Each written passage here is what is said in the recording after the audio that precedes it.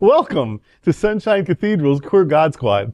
It's Monday, August the 12th, 2024. I'm Reverend Dr. Darrell Watkins, the senior minister here at Sunshine Cathedral. I am Reverend Dr. Robert Griffin, the executive minister. Faith and religion can be complicated for the LGBTQ plus community. Surveys show that evangelical faith is the justification for the greatest attacks on the LGBTQ plus community. I am Reverend Kevin Tisdall, the Minister of Education. The Queer God Squad is going to explore our religious community. Let's explore the big news of the day and what it means to you. I'm Reverend Dr. Ann Atwell, the Minister of Connections. This is live, and then we are available on demand. If our community is important to you, share this news with your friends and family.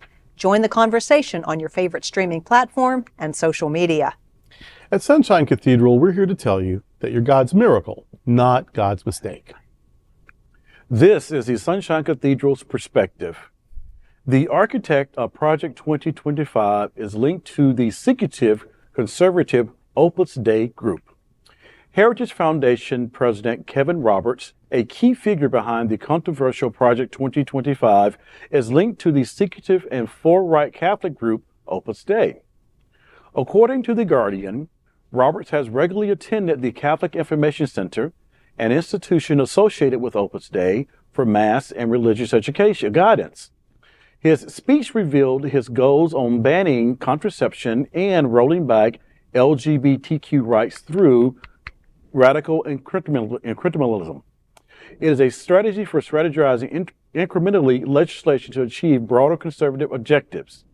Project 2025 outlines a vision for the next conservative president, emphasizing significant changes such as firing up to 50,000 federal employees, imposing restrictions on contraception, and potentially banning abortion nationally. It also seeks to undermine LGBTQ protections and promote traditional family values. Gareth Gore, an expert on Opus Dei, notes that the parallels between Project 2025 and Opus Dei's reactionary stance against societal progress.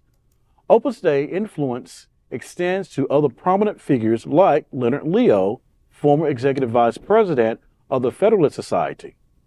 Although Opus Dei claims to focus solely on spiritual aims, critics argue that its secretive nature and involvement in political projects reveals a broader agenda. Trump's running mate, Senator J.D. Vance, maintains a close relationship with Roberts. It should be noted that Pope Francis this year specifically called out what he called radically conservative Catholics as what was standing in the way of the reforms in the Vatican.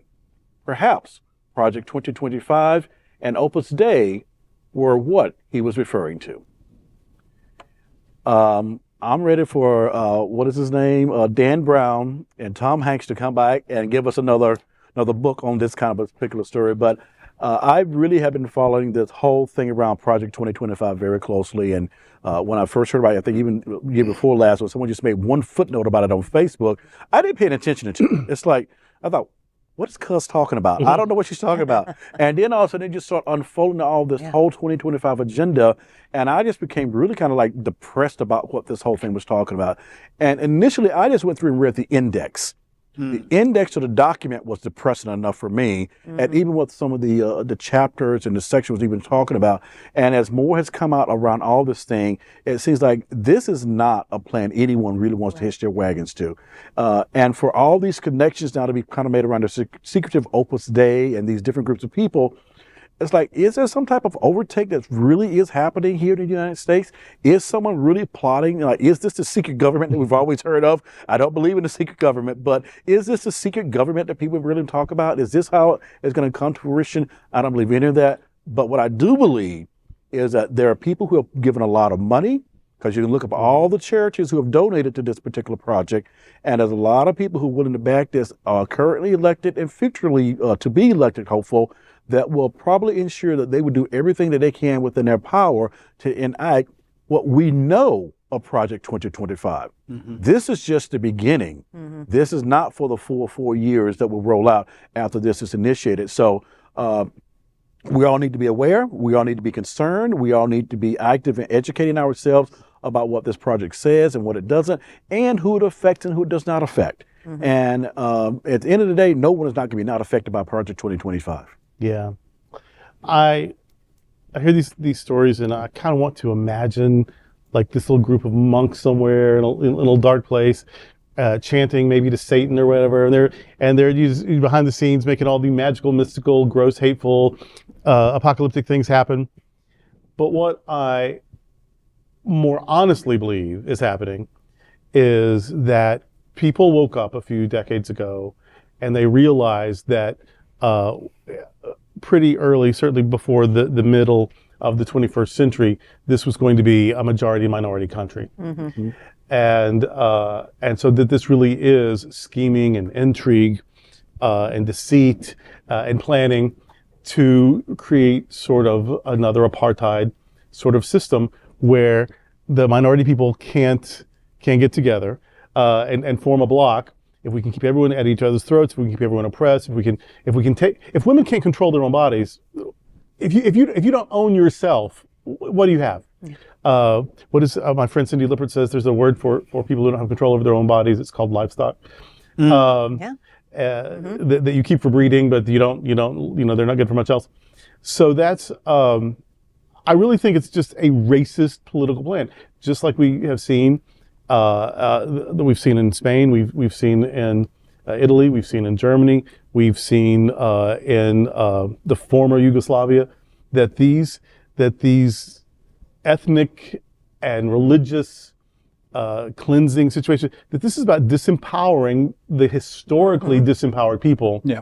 So that as the majority, because the majority doesn't want to be treated the way they treat minorities. That's right. And they're afraid that's going to happen if they are a minority. So this is white supremacy being codified, because now it's not just about attitudes and business practices and what you say around the family table and who you can hire and who you can rent to and all that. Now it's on the line for them. Their power is at stake. And so they're giving billionaires huge tax breaks, so they'll have all the money. This is a scheme. I just don't think it's a religious or philosophical. I think this is just straight up. This is a racist country. It is founded on domination, on takeover, on expansion, and on limiting the rights of a lot of people. And the chickens are gonna come home to roost in a minute. And I think this is a preemptive strike against that. It's ugly. It's gonna get uglier. Which is why we have to speak up, which is why we have to vote, which is why we have to pay attention. But I think this is straight up. And they'll use the church, and they'll use political parties, and they'll use commerce, and they'll use education. They'll use whatever social institution they get their hands on. But the goal is white supremacy. Yep. And their goal is fear. There's fear. That's the weapon for sure. Exactly. It is those of us who are in the margins creating fear. And that's what gives them their power. And honestly, I think what you just said, Darrell, queer churches, affirming churches, all people of good faith, all people of goodwill have to speak up, have to do something. Now more important than ever. I'm going to sound like an echo chamber, but hang out there. All right, we're with you. Let's understand that the architects of this particular document, many of them were part of the previous administration, the one that was in office from 2017 to January 20 of 2021. Most of them cut their teeth, realizing that they weren't ready to implement a lot of the stuff that has been talked about since the 1980s, since Ronald Reagan's time. This is how long this planning has been going on, at least that long. So now they put a guy in office in 2017 who was ill-equipped to do anything, and they thought he was a joke up until the day that he was put in office. He didn't know what to do. They didn't know what to do with him. And they said, the next time we're going to be ready. We're going to have this 900-page document that can really be distilled down to what we were just talking about at this table. Apartheid is, as you were saying it, I was writing it. It is so apropos for what they want. They know that they are going to be a physical minority because people of color are going to be the majority. And a lot of them speak Spanish. And they don't like that. They don't like that whole idea. Do you think that it's a mistake that they want to build a wall to keep those people out? Those people are already here and they are proud Americans. So if we can continue to talk to those proud Americans and say to them, these folks are afraid of you because you have all the power in your hands if you vote. This is just one of those things where all we have to do as adults, as citizens of this country, is to follow the money to see where it's leading. And but we have to be more vigilant this year, I think, than ever. This is a turning point. It's not the end, because even if the forces of good push away the forces of evil this time, they got to document that whenever they get their toe it's for in. The next conservative, that's what they say. The next conservative president, whoever it is, whenever it is. So understand that, and I think that we at this table do, and as preachers, we have the responsibility to preach this particular gospel. We have the responsibility to let people know that this is what's going on, and it has nothing to do with any of your rights, because they're going to take away all of your rights as soon as they get in. It has to do with who is going to be in power. And I truly believe that they're afraid that, like you said, Darrell, that they're going to be treated the way we've been treated in the past. Well, and I think a big piece is is that they're using any targeted group to scapegoat on to get into political power. That's right. And that's why I think that we as LGBTQ plus people in any targeted group needs to stand up and stand out, come out and make sure we're registered to vote and that we do vote, because we cannot allow this to happen on our backs. That's right. We cannot allow this to happen on our watch. Too much has already been given by far too many people who've gone before us to allow this to happen. Yes. We are more than they, and when we unite as one, we can make a difference. That's right. Amen. Which is what's keeping them up at night. Exactly. That's why this document exists. That's right. why it exists. Exactly. And there's nothing weird about that. Let them stay up. Right. All right. Right. Let 'em It stay is up. weird. It is weird. But they've already shown that minority rule is possible, because the 45th president got a minority of the vote. But because he got it the way it's distributed in the States, in our system, people in Europe are confounded. They're like, how do you not have to win the most to be in charge? Because we started counting people 3/5 of a person, so the southern states could have, from 100 plus years because ago. the electoral college is a slave defending racist institution that we forgot to get rid of. And now it's being used for racist purposes again. Yep. And so, yeah, it's a mess, y'all. It's just a big old mess. And I don't know that good prevails in this. I know that we will hate ourselves if good loses while we were silent. Yes. If it loses while we're doing all we can, well, that's the way the ball bounces. But if it loses while we were silent, we will never forgive ourselves. That's right. So we have to speak up. We have to do all we can.